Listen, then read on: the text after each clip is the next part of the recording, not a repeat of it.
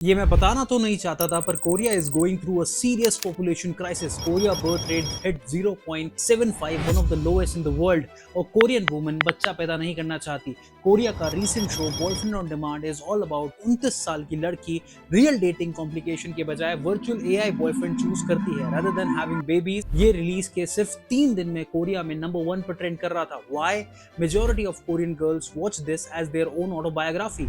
अब मानो या ना मानो, India is becoming next Korea, और ये मैं इस वीडियो के एंड तक प्रूव कर दूंगा। उससे पहले के फेमिनिज्म समझ लेते हैं। कोरिया में अगर आप मैरिड नहीं हो तो ट्रेडिशनली बेबी होना एक्सट्रीमली अनकॉमन है, और हर 30 से 34 एज ग्रुप में रफली 3 में से 1 कोरियन वुमेन अनमैरिड है। Remember boyfriend on demand? Blackpink Jisoo played 29 year old techie, जो एक वर्चुअल बॉयफ्रेंड को जब चाहे जब एक्टिवेट कर सकती है without any complication of actual relationship and none of the real life risk. अगर आप इंडिया में रहते हो तो कोरियन कल्चर से बचना ऑलमोस्ट इम्पॉसिबल है।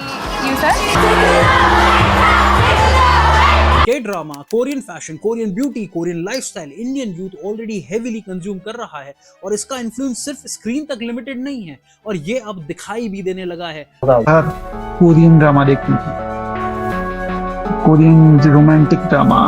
उनका एक्सपेक्टेशन था कि मैं जो ना कोरियन आदमी जैसा हो जाऊं, लेकिन मैं इंडियन आदमी हूँ और मैं ऐसे ही ठीक हूँ।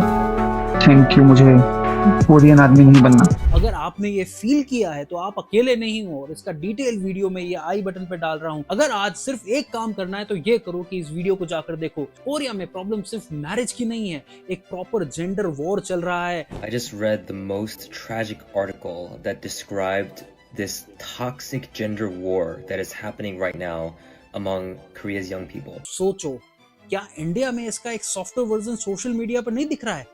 4 लड़कियां हो हॉस्टल में हो या 4 लड़के हो आपस में पार्टी कर रहे हैं, फन कर रहे हैं, उनके ऊपर आप कैमरा लगा दो, 90% इंडिया जेल में होगा। अगर हमें रियलिटी से कंटेंट करना है तो बात ये तो है ही ना कि लड़के और लड़कियां कोई अच्छी बातें तो करते ही नहीं है एक उम्र में। दोनों जेंडर इंडिया में एक्चुअली आधे से ज्यादा वॉर इंडिया पाकिस्तान का नहीं है। इंडिया में वॉर इस समय मेन वर्सेस वुमेन चल रहा है। कोरियन वुमेन का एक मेजर क्वेश्चन ये है, मैरिज से मुझे एक्चुअली मिल क्या रहा है? Have dreamt about getting married, but I will never ever get married if I were to settle in Korea. I feel like as a Korean woman, what do you gain from a marriage? What do you gain from having kids here? 또 취직을 하더라도 점점 돈 벌기가 많이 힘들어지고 그러다 보니까 또 결혼을 하면 아이는 하나 있어야 된다는 그런 사고방식이 한국엔 되게 만연한데, 그렇게 결혼을 해서 아이를 낳더라도 뭐 키울 돈이 마땅치 않고 그러다 보니। और ये question Indian women के लिए भी interesting है। I'm not trying to start a war here, but I have just one question. Tell me one way a marriage massively benefits a woman. And I mean massively, especially when she's financially independent, can buy her any fucking thing she wants. अगर women financially independent है तो marriage उसकी life को better करेगा या responsibility double करेगा? ये सवाल मेरा आपसे है, इसका जवाब आप मुझे जरूर देना। और वैसे भी इंडियन वुमेन मानती है कि मेन उन्हें सिर्फ फिजिकल नीड के लिए चाहिए। All we need men for is sex. Yeah. We don't need them for anything. Yeah. It is the truth. आज की इंडियन वुमेन में भी शादी को लेकर परसेप्शन ड्रास्टिकली चेंज हुआ है। कुछ तो शादी भी नहीं करना चाहती, बच्चा तो दूर की बात है। Would you feel like you would be in a position to choose either your career or your marriage? Career is first. I'll choose my career. Me too. My career comes first. और यही से problem और interesting हो जाती है।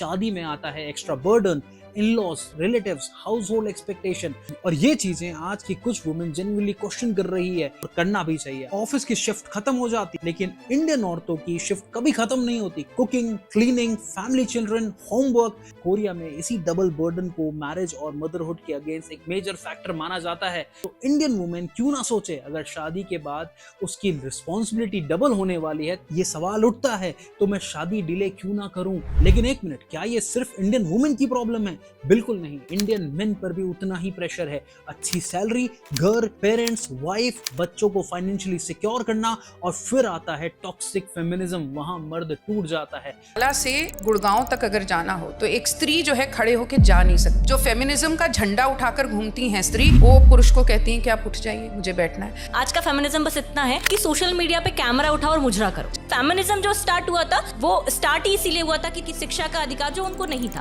संपत्ति का अधिकार जो उनको नहीं था, न्याय का अधिकार, न्याय प्रणाली का अधिकार जो उनको नहीं था, उसके लिए हुआ था। सुबह से लेकर रात तक लड़कियां क्या कर रही है, मुझे क्या पहनना है, मुझे क्या ओढ़ना है, मुझे कैसे दिखना है। प्रॉब्लम यह है कि दोनों की एक्सपेक्टेशन चेंज हो रही है, लेकिन मैरिज का सिस्टम अभी भी पुराने रूल्स पर ही चल रहा है। और अगर शादी हो भी जाए तो बच्चा पैदा करने पर जो स्ट्रगल पेरेंट्स फेस कर रहे हैं, I think having no children kind of gives you that edge, and yeah, you still stay young, I guess. खासकर वुमेन, अनफॉर्चुनेटली मेरी ये उम्र आ चुकी है कि लोग मुझसे पूछने लग गए हैं कि मैं बच्चा कब पैदा कर रही हूँ. And I asked my vagina for a forecast and she was like, who are you kidding? Because ऐसा तो है नहीं कि मेरे परिवार में किसी का खुद का स्कूल है जो मेरे बच्चे को लाइफ लॉन्ग फ्री एजुकेशन देगा. लोगों को बच्चा करने के लिए फोर्स मत करो, नहीं करना है. It's a no. People who don't want to have children in future are more clear-minded than most of the people. आज इंडियन पेरेंट्स सिर्फ बच्चा पैदा नहीं करते, school fees, coaching, college, health care, career, housing, हर चीज का कैलकुलेशन होता है. कोरिया में भी एजुकेशन, कंपटीशन और हाउस कॉस्टिंग फैमिली फॉर्मेशन को डिफिकल्ट बना रहा है.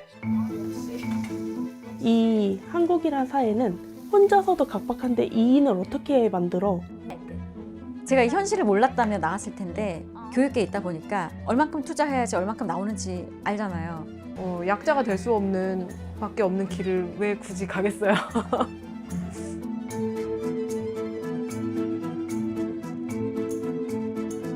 एक इंडियन कपल भी तो ये सोचता है, क्या हम बच्चा अफोर्ड कर सकते हैं? आज अहमदाबाद जैसे शहर में 2 BHK लेने के लिए आपको 50 लाख चाहिए.